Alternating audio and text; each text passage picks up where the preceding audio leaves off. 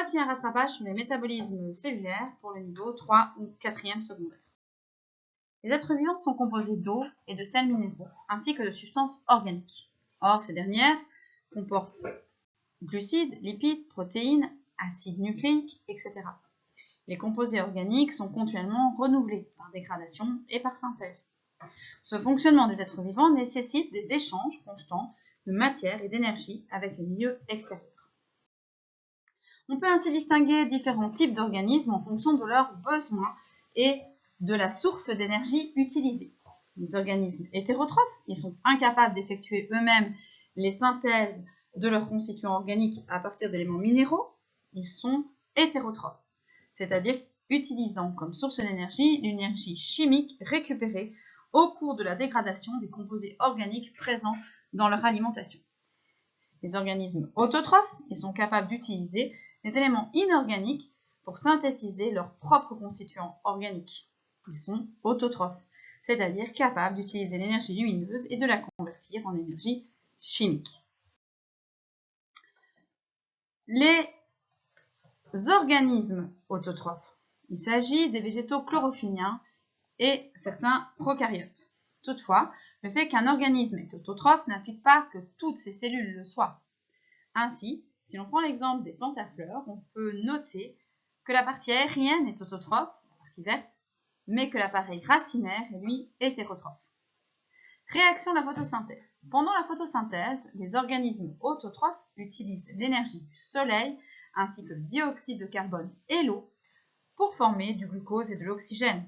L'équation globale est donc 6CO2 plus 6H2O en présence de l'énergie solaire nous donne C6H12O6 du glucose et 6 oxygène.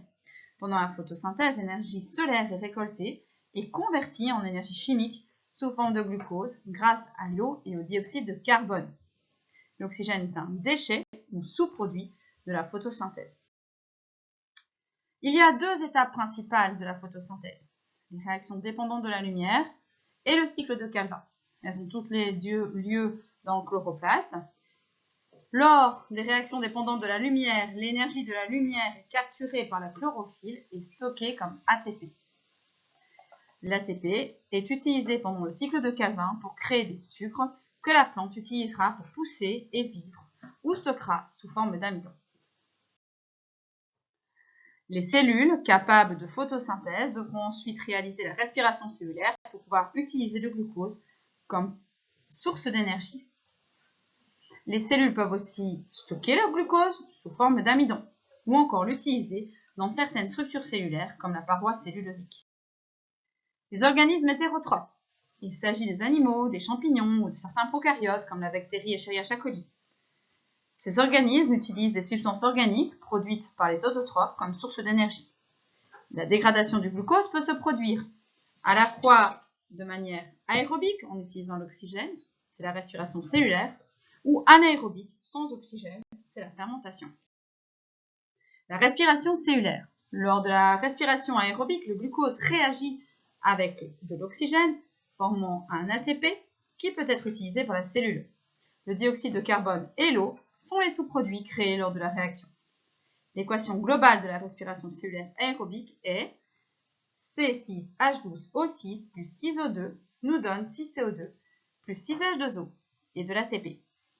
Les trois étapes de la respiration cellulaire aérobique sont la glycolyse, le cycle de Krebs et la phosphorylation oxydative. Elles ont lieu dans les cellules des animaux et des plantes, plus précisément dans les mitochondries.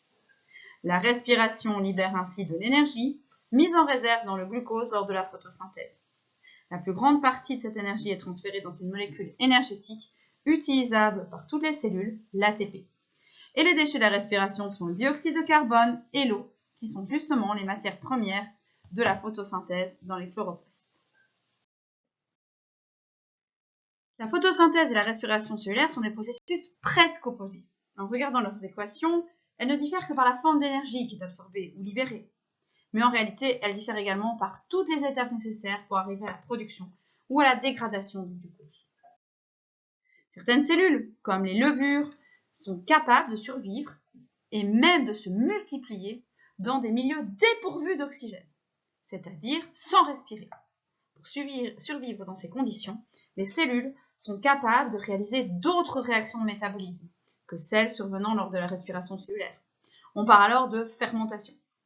C'est le cas des levures de fermentation alcoolique employées dans la fabrication de la bière. Les cellules humaines sont quant à elles incapables, pour la plupart en tout cas, de fermenter, à l'exception de quelques cellules, et notamment les cellules musculaires, qui peuvent effectuer la fermentation lactique. Cependant, cela entraîne souvent une fatigue des muscles et des douleurs, que l'on appelle les crampes.